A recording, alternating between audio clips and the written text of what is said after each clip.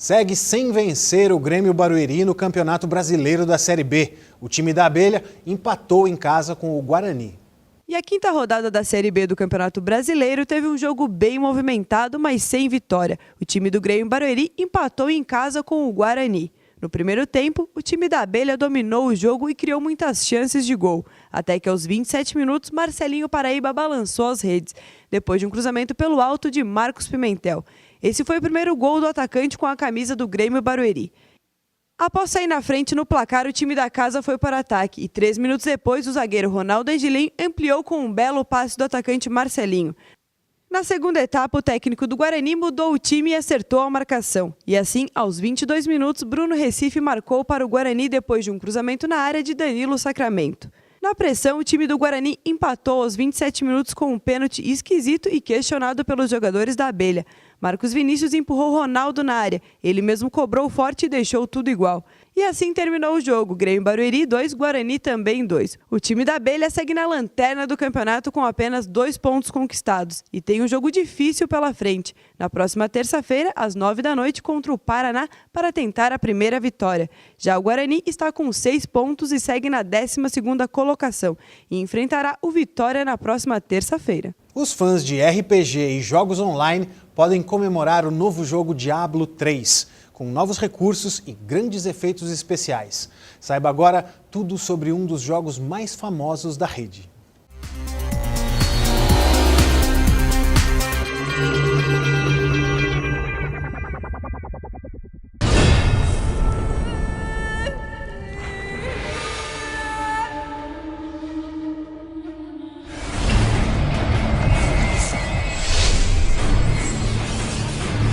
Oh, I'm so happy. Diablo 3 has been a very challenging game to make, and we have put in so much effort to get it right. We have a lot of expectations to meet, particularly considering the history of Diablo 1 and Diablo 2, and it has been a lot of effort to really introduce that third version of the franchise and stay true to the originals. So we've put in so much effort into getting it right, and we're just overjoyed to finally be getting the game out. And we know the world is waiting for it, and it's just a couple weeks away. So I can't tell you how excited we all are.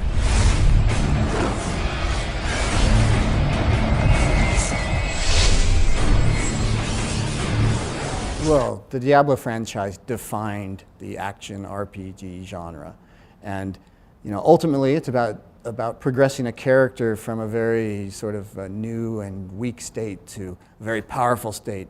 But then we continue to increase the challenge as you progress through the game. So it's really about facing what feels like overwhelming odds, but then coming out victorious. And that is something that we have held to throughout the development of Diablo 3, and it's sort of the core nature of the Diablo franchise.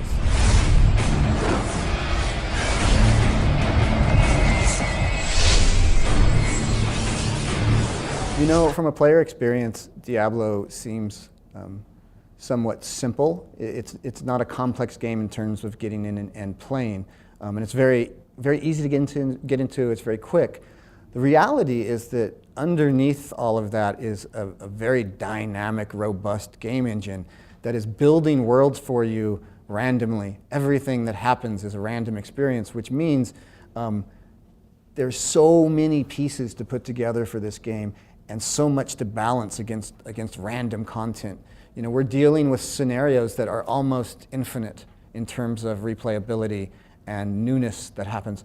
So it has provided a huge challenge in terms of development. I often use the analogy of a Lego model of the Death Star, right? It's just a big sphere, but if you take it apart, it's hundreds, maybe thousands of little pieces. And Diablo 3 is very much that way. So the completed game just feels like somewhat simplistic, but the way that it's put together, there's just so many thousands of elements that we have to track and make sure fit together and actually work. And then just the fact that there's so much random content, it means that testing the game is harder, because if there are infinite combinations, well, we don't have infinite testing resources. So we have to find ways to make sure things work without having to test every combination. So even though the gameplay is elegant and simple. The construction of the world and the mechanics is incredibly complex.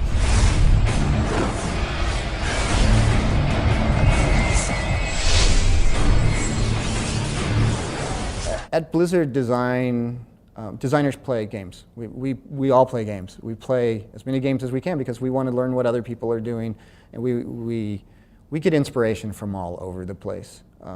So we absolutely want to see what other companies are doing, what decisions they're making, especially if they're making a game like we've already made and like we're going to make. Well, let's see what ideas there, because it's a very symbiotic relationship, I think, between all the games where we make something and then somebody else is inspired by what we made and they make something and they add to it and then we look at it and go, wow, that's really cool what they did. So I think just overall in the art form of making games, we're all students of everyone's creation.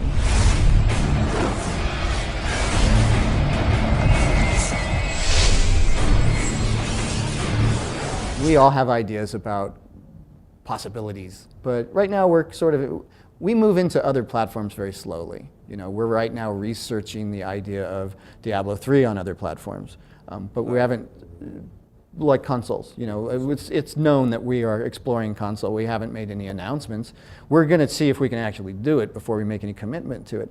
But we explore slowly because we have such a high quality standard, and we don't just jump into things without knowing if we can be completely successful. So yes, we're exploring ideas, but we're not committing to anything. We also have a wait and see attitude. We kind of wait to see how these platforms are going to do before we jump into them. And also because we take so long in our development cycles, we don't want to spread ourselves thin by trying to do too much at once. So we take our time, we study the market, and if it makes sense for us to do, then we will move forward. Otherwise, we're just going to wait and see. So lots of ideas get floated around, but there's nothing happening in terms of any specific platform. Right now, our focus is really just finish Diablo 3 on the PC.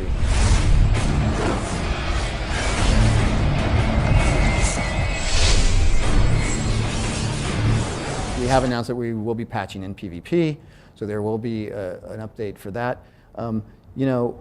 If you look, though, at our history, you can make conclusions about what our plans will be, but we're not in a position where we're going to announce anything quite yet. But I think just sort of the general statement is you should expect us to be updating this game for many years, because our games, we design them to last for a decade or more, and so that's not going to happen without more updates. I think it's safe to conclude that.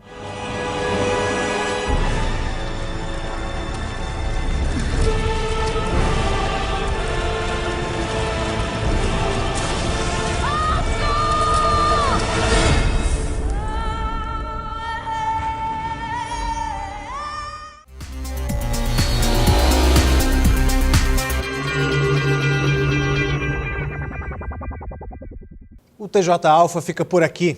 Uma boa noite e até amanhã.